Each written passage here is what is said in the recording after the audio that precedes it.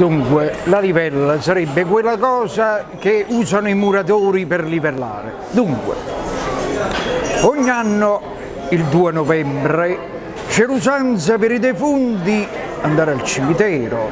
Ognuno ha da tenere che sa crianza, ognuno ha da tenere che suo pensiero. Ogni anno puntualmente in questo giorno di questa triste e messa ricorrenza, anch'io ci vado e con dei fiori adorno il loculo Marmorezi Vicenza.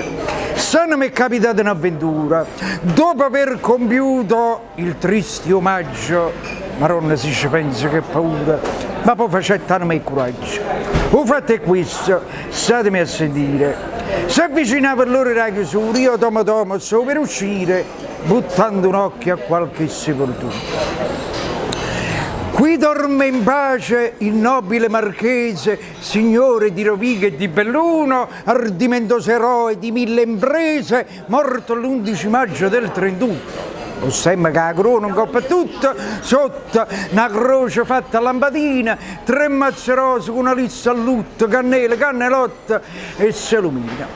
Proprio azzeccata da un questo signore, c'è sevenata tomba, piccerella, abbandonata, senza manco un fiore, per segno solamente una croce.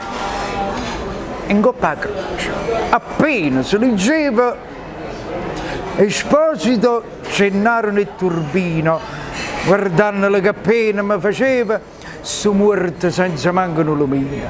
Che si è avuto in capo a me pensava, chi ha avuto tanto e chi non ha avuto niente. E chi si aspettava che a suo povero Maronna pure alla mondo gli aveva pazienza. Ma mentre fantasticava il suo pensiero, s'erano già fatte quasi mezzanotte e Romanetta Gnuse, morte, paura, prigioniera, annanzi cannulotta, tutta nutratta, che becca lontana, due ombre avvicinarsi a parte mia, dicette mi ha messo fatto, ma pare strana, l'orma mi è suscitata, o è fantasia? Guarda che fantasia, ero marchese, con tu la caramella e come strana, chi la da priessessa, un brutto arnese, tutta fedente e con una scopa in mano. E chi è sicuramente un giornale, o morto pure allo scopatore. Io sono fatto non ci vedo chiaro, ma come sono morta e si ritirano anche su. Ma potevano sapere quasi una palma, quando marchese, issa, avutai e botto e tomo, calmo, ricetta del giornale. Giovanotto, vorrei sapere da voi, vile carogna, con quell'ardire e come avete usato di farvi seppellire per mia vergogna, accanto a me che sono un blasonato. La cassa casta è quasi rispettata, ma voi perdeste il senso e la misura, la vostra salma andava sì inumata, ma seppellita nella spazzatura. Ancora oltre sopportar non posso la vostra vicinanza puzzolente, fa d'uopo quindi che cerchiate un fosso tra i vostri pari, tra la vostra gente. Signor Marchese, non è colpa mia, e non mi avesse fatto che sto torta, mia moglie è stata a fare questa fesseria che poteva fare se era morta. Se fosse viva, lo faria contenta, pigliasse la casciolella che qua tossa e proprio mi aveva in questo momento, me ne trasesse rindanata fosse. E cosa aspetti, o turpe malcreato, che l'ira mia raggiunga l'eccedenza? Se non fossi stato un titolato, avrei già dato piglia alla violenza. Ma fammi a breve, piglia sta violenza. La verità, Marchè, mi sono scucciato di sentire. E si perde la pazienza, mi scorda che sono morta e sono ammazzato. Ma chi ti crede essere un Dio?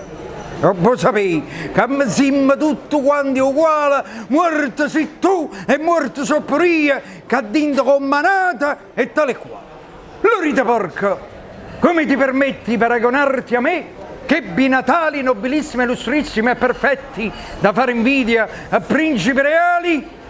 Tu qua Natale Pasqua e Epifania, tu vuoi mettere in capo in da cervella che sei ancora malato di fantasia, a morto sa che te è una livella, un re, un magistrato, un grand'uomo, Trasenna tinta su cancello ha fatto punta, che ha perso tutta la vita e pure un uomo, e tu ancora non ti hai fatto questo conto. Perciò, stiamo a sentire, non fa ora supportami vicino che t'importa, si pagliacciata e fanno sulle viva. Noi siamo seria, appartenimmo a morte. Porca miseria!